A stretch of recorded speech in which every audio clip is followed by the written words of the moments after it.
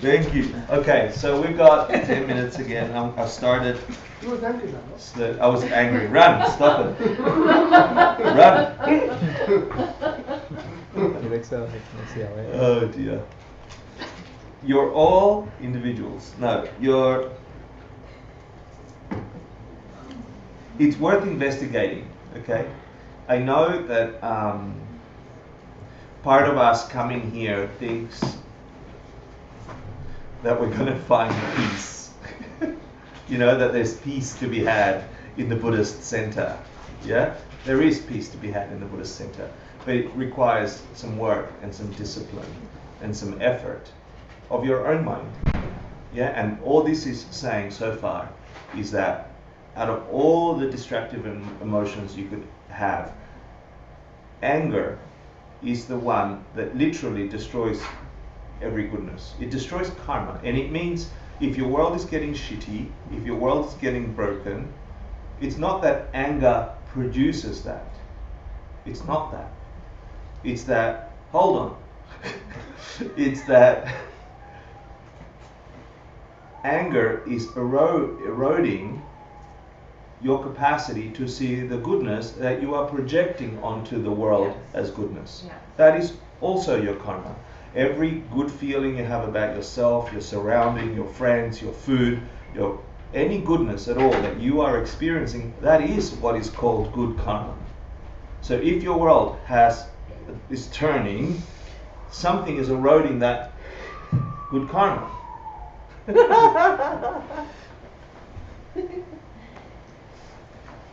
And you can see that in the example of the relationship that we just gave, right? Let's go to the next contemplation, which is at number 3. David, you got it? This is talking about anger and how it begins. What is it that triggers it? Remember, we're talking about prana and energy before, right? But here he's going a little bit more literal. He's like, what is it that triggers it? And what use is it? So take your thing and think of you are actually engaging with that aspect of you that wants to stay alive and be angry at things. It's having words spoken to it right now from 13 centuries ago, and it's scared. Okay. Anger feeds on the food of feeling upset, then strengthened turns to smash me. And so then I will smash the sustenance that feeds this enemy of mine. My foe knows no other kind of work at all except to cause me pain.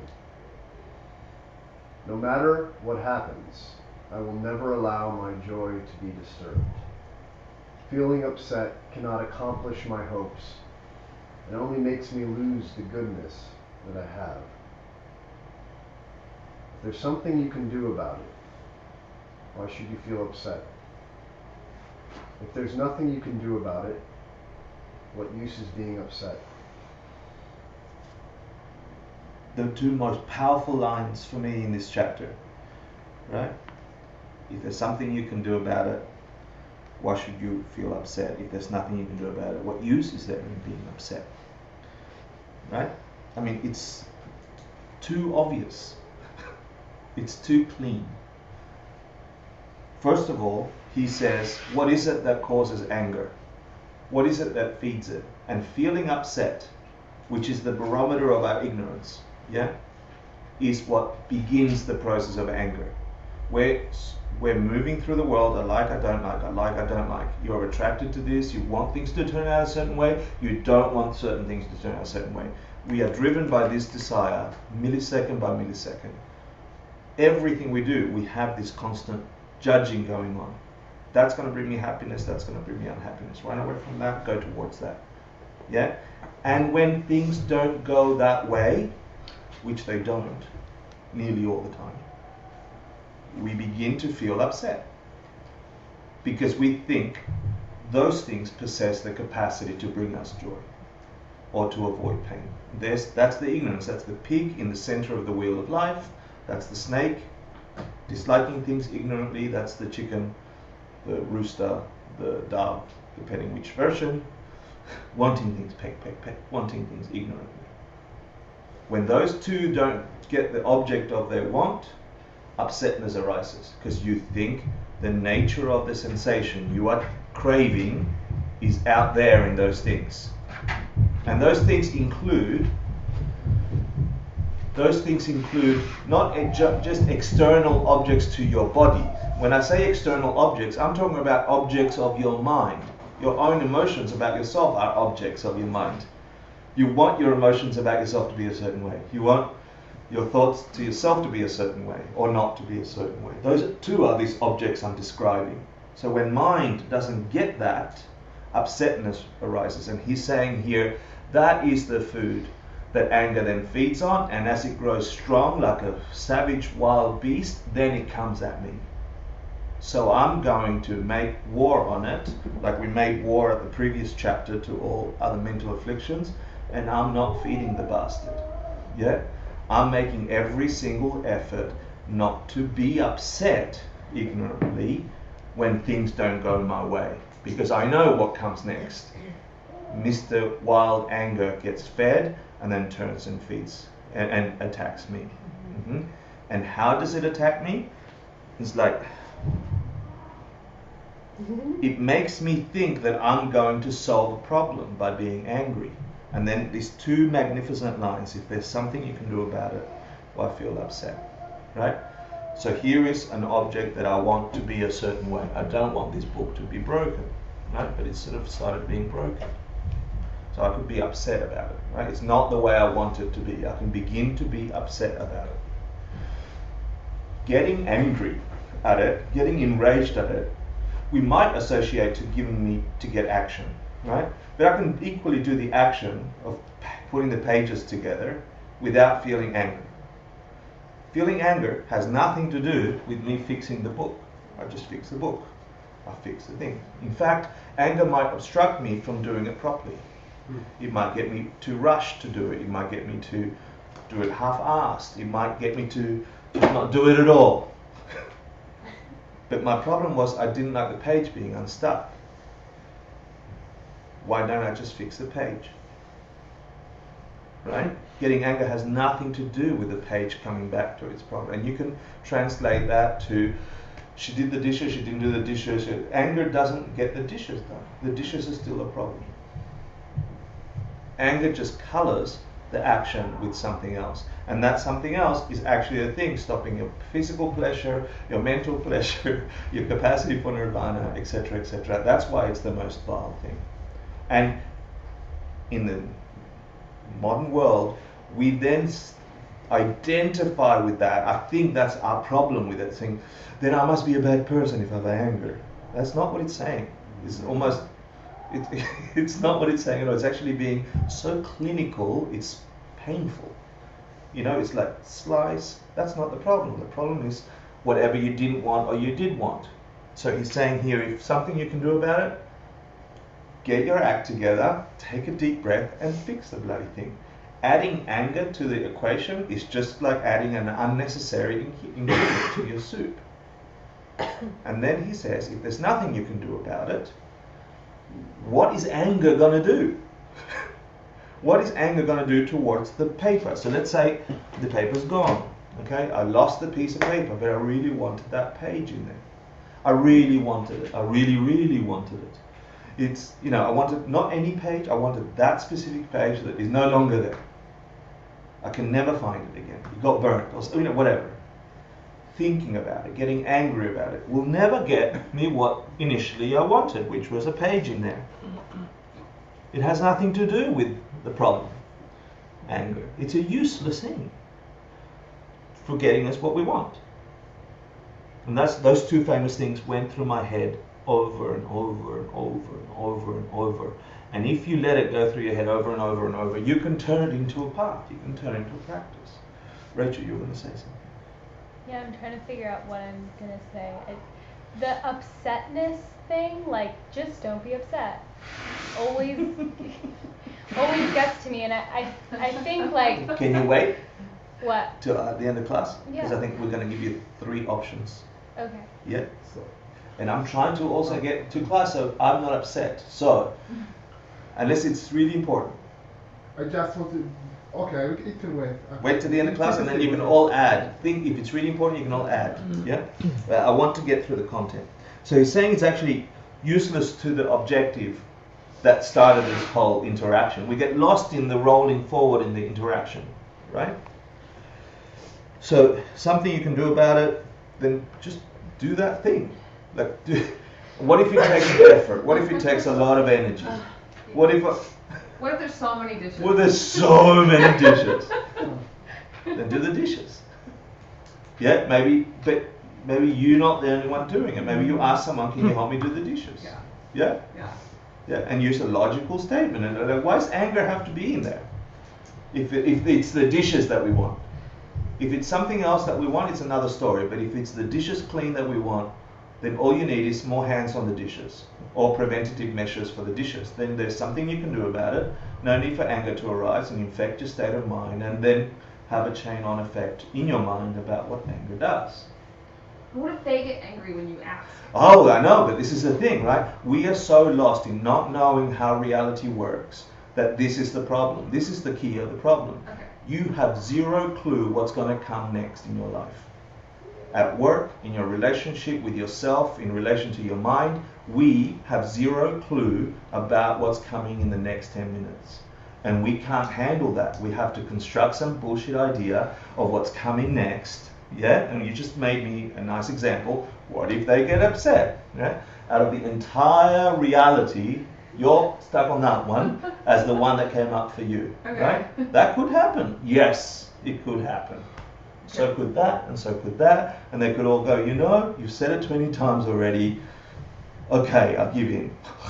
You know, I don't know what's going to happen. You could also tell you, I'll give you $60 if you do it. Yeah. The thing is that we have zero clue in our day. We know at this level that our reality is not as predictable as we think, and that's impossible for us to live with. We can't live with that. So we are holding faster and harder and grasping harder and harder to a reality that isn't fixed. That is not always the response to do the dishes. Well, maybe though I will see it as anger because I'm angry. Because you're angry. But then also, why do we hold on to anger though? And that's another part of it. But we do. So what I'm saying is, he's saying, we don't know. And if you spend some time studying what karma means, you know that the next thing that happens is also coming from you. Yeah, yeah. And the next thing that happens, and the next thing that happens, infinitum. And if it's bad, you better not have that anymore if you don't want to. So in and that if way, it's good, I kind of can predict the future. Like I know that I'm going to see it as as them being angry because I know that I'm angry. You can choose not to see it that way. no, she can still experience it that way, but she can choose not to create the courses for the next time to have that experience to be the same flavor. And so you're steering the big ship slowly with every time the ship it turns until you have the magical moment where you switch the whole thing around. Yeah? Okay. But he says, which is the thing you had a problem with, he says, just keep joy. What does he say? I will never allow my joy to be disturbed. He's like, whatever happens, keep joy. Because that is the antithesis of anger. It's like you're putting a blocker in anger's place that it's its opposite and mirror image. And anger can't fit in there. He says, whatever, and then he'll give you some practice on how to do that. All I can tell you is this practice and this practice alone is what gave me an insight in my experience of internalizing this as a reality that I cannot remove from my consciousness because it worked. And you know the story with the yelling boss. Yeah, if you don't, I'm happy to tell it next time. Mm-hmm. But in essence, I sat in front of the worst person I had ever met in my entire working life, without exaggeration, in morality, in loudness, in looks, yeah, and everything. And it would make me almost want to vomit. I was choked up, and in my mind, before I met these teachings and I got this instruction, I thought he really was, and he really was the source of my pain for that Hector that lived that experience. And then I got some instruction like this to stop anger from rising. And how do you do it? You do it a minute at a time. And sometimes you fail and sometimes you succeed. But over time, you can stop that anger until you get to just the sensation. And every single day, predictably like clockwork, the partner would come in and yell and do his thing. And I could see that a week in, 3 weeks in, 4 weeks in, that thing did not cause in me the same reaction. The action was exactly the same ugly face, same vile words, same shitty morality. And I felt squeezed into it exactly like I felt every other day. But my response was drastically different. And it took discipline and discipline and discipline and a ton of failure. But the one day where it all turned around was when I looked at that same form and I loved it instead of hating it. And that changed everything. And it was worth it. Because if that's true for that, then it's true for everything else. Because it's just a real construct of my mind, a true construct of my mind. Here is data, shitty, angry, yelling, smelling thing. Here is my conception of that data. You are the source of my anger, I feel distrust. These are all things just bubbling up. Habituating, turning it as it arises is the practice. One day that no longer, the action was the same, the movements were the same, the decibels were the same. The conception was completely different. My mind grabbed that data, just took 3 months and completely transformed it. I never thought possible to love that person in the way I loved him.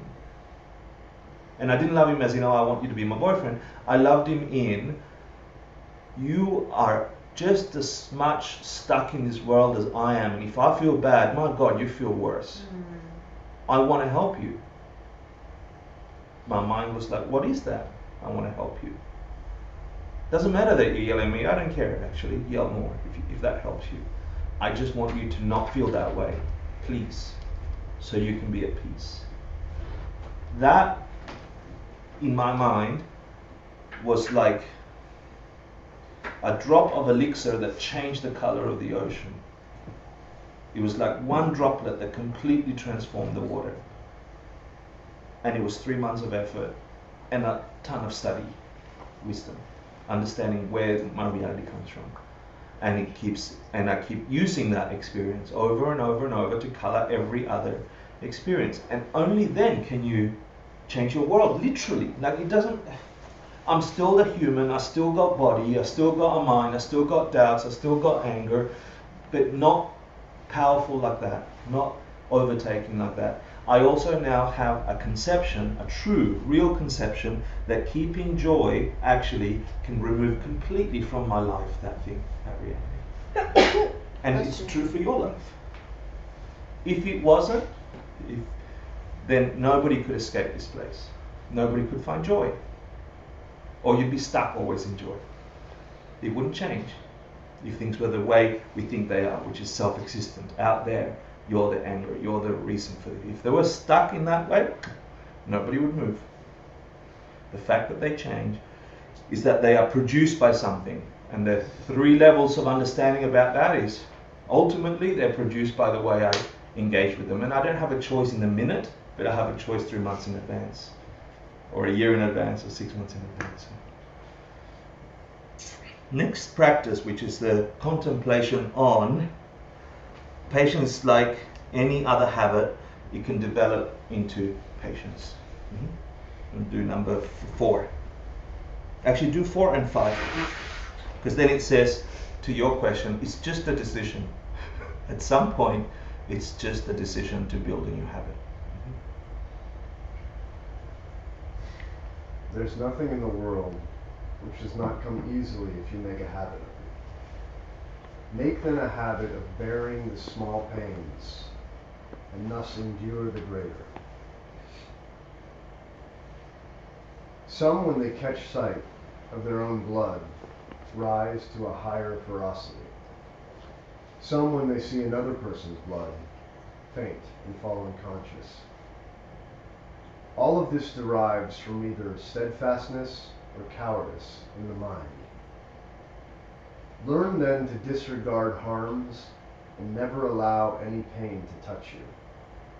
Hurt may come, but the wise never let suffering cloud their clarity of mind. That's good for that. So that was Contemplations 4 and 5. We have one more and then we're done. But let me clarify here. Master Shantideva went to war in chapter 5 on the mental afflictions. He likes the metaphor of war. He's saying the enemy is not out there. The enemy is these states of mind that color everything we see. Yeah? He's saying even in battle, someone sees blood and they go, oh my God, you know, more power to me. I'm bloody and I'm going to go and attack the enemy more. And other people go, oh my God, blood, faint. Yeah? He says that there's nothing in the sword that forces that reaction. They're both the same sword. There's nothing in human flesh that causes a reaction. The only difference is in the capacity of the mind to conceive of those things in specific ways, and they were trained that way. They were habits built over time.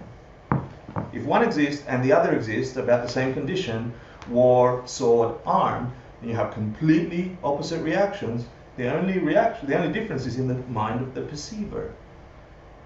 And in that sense we are like plastic, we're moldable. And you can build to a cowardice or you can build to a higher veracity. Everything is a habit of mind. The only thing we don't know is where we each start. Some people have a better tendency at things that I don't, and vice versa. You know, you have a good capacity for being an actor. I don't. For sure. Yeah. No, but what I'm saying is, we then have this comparison thing going on. We're all going to do the same practice, but we get different results. That's still consistent with the advice. We come into the world with different capacities. And so then this is how you begin to choose where to practice and where practice is easier and harder. But first you've got to learn the practices. Eventually you learn to transform everything. Just like you're transforming the cowardness into greatness, eventually you learn to transform. If you can transform one angry boss into a being that teaches you that every being is possible to engender love in you and have compassion that you never thought was possible. If you can get one experience like that, you then know you can do that to everything else. And everything else includes the way you conceive of yourself, your relationship, the way you grow, the way you learn, the way your mind catches things, death. It's just another moment of mind. It's just another conception. Your mind engaging what it is to be human versus what is not human is just another conception. They take probably a bit more training than not being upset with blood, but they are just as trainable to the mind. I mean, I was doing some research for the TED Talk I'm doing, and one of the things I wanted to find out, what is the percentage of visual data that we are actually able to capture out of the entire light spectrum? What is the human visual spectrum? You know, if this is reality, all of light, what can humans see? What percentage of the entire light spectrum can humans see? And it's 0.035%. And what that means to me, I was trying to think about it in terms of metaphors. What that means is if you knew this thing called the world existed, the globe, right? Like we know this planet, this orb 3D thing. If you knew that existed, but you could only see something the size of Syria, for example. That's all you thought the world was. And didn't matter how it changed behind that limit, that's all you could ever see of the world. And sometimes you would see water, and sometimes you would see land, and sometimes you would see forest, but you could never see the whole picture directly. Not in the limitation we're stuck. You add that, a filter of sound and taste and touch, and we are so removed from what really is out there that then the mind has this magic capacity. Even in that tiny spectrum of visible light, we construct this visible reality, which is fantastical.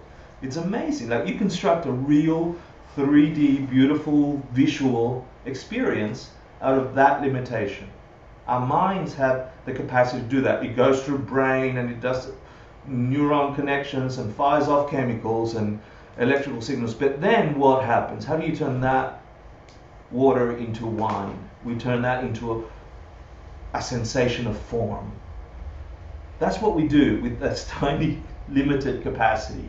Meditation, getting into understanding that behind that thing is a globe, can let you see how the mind does that, and then you unlock that and you have a perception of what you're doing, and therefore everything is possible. It's fantastic. It doesn't have to be just Syria. It could be something else. That's really what's going on with the basic knowledge we have so far, just visually. And we are doing that with all the senses all the time.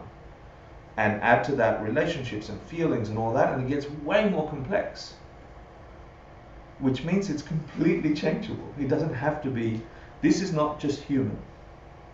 We have been habituated to see this in this way. It might be too small for us.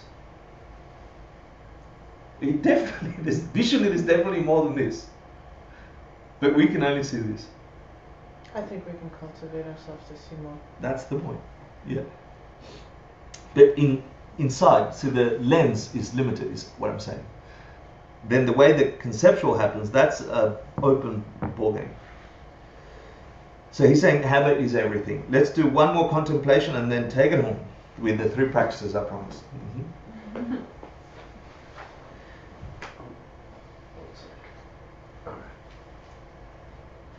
We are locked in combat with mental affliction, and in war many wounds are sustained. Ignore then any pains that might come, smash the foes of anger and such. Conquering these is the thing that makes a warrior. The rest are killing only corpses. That's one of the most beautiful lines. And he's saying, okay, you can get really upset about the dishes. But this battle, the battle against the mental afflictions, is really where war is played out. This is a real battle. And it's a battle that will take lifetimes. It will take a long time. What if it took all of your life? Is it worth having? A battle where you found complete peace. He's saying in this battle, in the battle of you against you, of you against your limitations, of you against the habits that cause you pain, you will endure some suffering. He's saying just put up with them. They're just like the dishes. They'll go away. Because the big battle, a real warrior, the real game to win here is those battles with the mental afflictions. The little problems with the boss and the this and the that, they will all disappear with or without you. In this battle, it's like, what was it that I asked you, 28 days later, was that zombie movie? Yeah. In this battle, you think you've got anger, and it's like 28 days later, it comes back up 3 years later. I'm like, what the? I killed you. Yeah? It is like that. It is like that. That helps. Yeah. That visual. Yeah. No, but it is, and you get jealousy, and then it's like, and this is why I like the metaphor of orbit, because all we are doing is we're doing these tiny circles around our problems, yeah. And every now and then, when I'm here at 6 o'clock, I see jealousy. You know, all the circumstances arise to jealousy, and I get jealous. And then I practice, and then 3 years later, I'm around jealousy again, but I'm a little further out if I'm doing a good practice, or I'm a little closer in if I'm not paying attention. Yeah. And you've seen that. That's what 28 days later is like. You are doing these battles, and you win, and then they go away. They're like, okay, you won. And they're building up their battles for you later in this war. In the other one, he says, how can you compare that? A person that is really working that, so they can completely free their mind from the limitations of their conceptions and find a complete peace, at oneness with all. Yeah? Bliss like never described. How can you compare that battle with the battle that you see in Afghanistan and all parts of the world? They're dying anyway. The people they're killing are already dead. They're just spending time on the planet. We're all dead. We're all corpses in this cyclic existence because we keep doing it. We keep living and dying, living and dying. People in the physical wars are just killing corpses. You are killing zombies. And the zombies can end. One more. He says, okay, so what do you do? 3 kinds of practices. Yeah, these are contemplations for you to have, right? And they give 3 kinds of practices to grow patience. And I want to give you the Tibetan. The first, you can change it into a positive. So whenever something arises that it's bound to cause you anger, you change it into a positive. And you begin to say something like, I'm glad this happened. Now I can work on patience. Now I can work on anger. Now, like, okay, here is my opportunity. It doesn't have to be seen as, I'm defeated again, here they come. One practice is to bring to mind that this is it. You are now in engagement with the thing you're going to beat. Yay, I can practice my patience on you. Bring on the boss. Let me get closer to you. Like that. That's one practice. So then you begin to color with joy your lousy boss, your lousy job, your lousy experiences. Yeah? And I'm not saying be masochistic about it. We take that. But basically you're turning anything into a path. That's that practice. You're turning anything that comes up. And Alison, I heard you say this before. What was it about? Can I share? What was it? What? You did it with food, I think? It was amazing. Yeah. Oh, yeah. Can you describe that? Because I really like the way you described that. Which part with the food? Where you have to do something. Anyway. Okay. The second practice is because of the love of Dharma, of saying, I've found an understanding of Dharma, meaning all existing things. I've found an understanding of karma and emptiness, how this world functions, and I love that way more than my temporal understanding of relative reality. The love and the passion, it's like a scientific love of what reality could be like. You understand that there's a globe behind the limitation you see, and you just want to bring out that globe. You don't want to just be stuck to the tiny thing. So for the love of exposing reality, of really getting to the truth of things, you push on. So a problem arises and I'm like, this is going to let me see a bigger world. This is going to let me understand reality deeper. And for those of you who are of this persuasion, you ground yourself in happiness. You say, my core value is happiness, number 1. Yeah? And the rest of it, I don't care what comes along. Like, bring it on. Whatever it is that comes along, I could care less. Yep. You're angry at me? Be angry at me. You did this to me? Do that to me. I could care less. Because joy, I'm building joy. And everything you do is going to be food for joy. Building joy is number 3. It's just called I could care less. The literal translation is when someone hurts you, I could care less practice. It's like, it's actually minimizing the practice here, I believe, is minimizing the power you give to that external object. It kind of reminds me of don't take it personally from the 4 agreements. Nice. Yeah, nice. That's good. So it's like, instead of giving it all the power, that this is what's driving your every response in the world, I could care less. What's coming up is coming up, and I'll deal with it to the best of my ability. But I'm in charge of my reality, not you. Mm-hmm. And that's all I got for this course. Thank you for staying for this class. You're not done for the course. A couple of things. Thank you. You're welcome. We began with a serious topic, which is how do you build patience? And the only way you build patience is by addressing anger. Not letting it, be aware of what it is you're dealing with. Because once you do, you make room for joy, which is the next chapter, right? So we'll spend a little bit more time on this next week. And the next practices that come. But a couple of things, if you could just pick any one of those contemplations and keep it in your head, whichever spoke to you. For me, when I walked away, it was 2 of them. It was like, if there's nothing you can do about it, if there's something you can do about it. And then the last one was, we're just killing corpses. Every other activity we're doing is really activity that will give you results that are disappearing. So why not do whatever you do with an ultimate result in mind? And then that gives everything color. and purpose. The other thing I'm asking is, if you are not on the Facebook event, please go into Facebook, find this course and say, I'm coming. And that's where we're putting videos, and there's a link to the course material. Go to the course material. On that page you'll see course material, reading, and in the reading you have all the things that David was reading. The other thing is that Paul found a PDF version of this, and I'm happy to share it with you if you want it. I'm tricking you into connecting to the Facebook thing, so I'll put the link up there for it. Yeah. The reason for the Facebook thing is I would like to start building more and more the community for the 3 jewels. So be connected. That's where we're advertising, that's where we're marketing, and that's where we're doing announcements. That's where we're doing a whole bunch of things. And then you'll be able to be linked to the 3 jewels page. Yeah. If you haven't liked it, like it, share it. Thank you for the opportunity.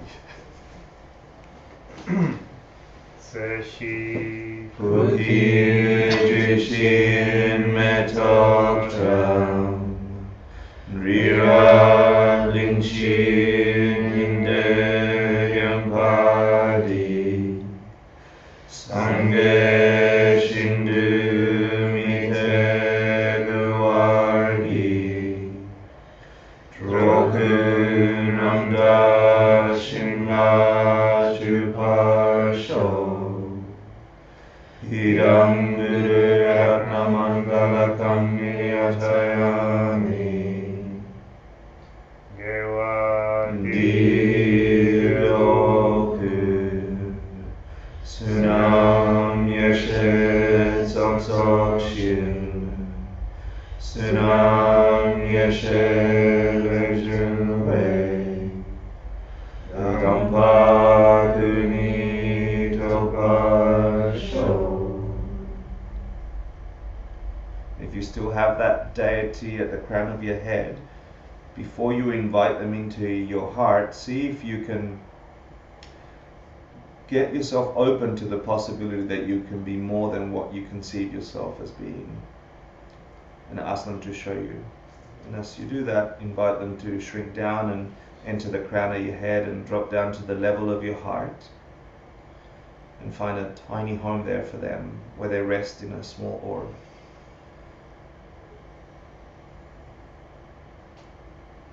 And when you're ready, you can open yours. Thank you for teaching.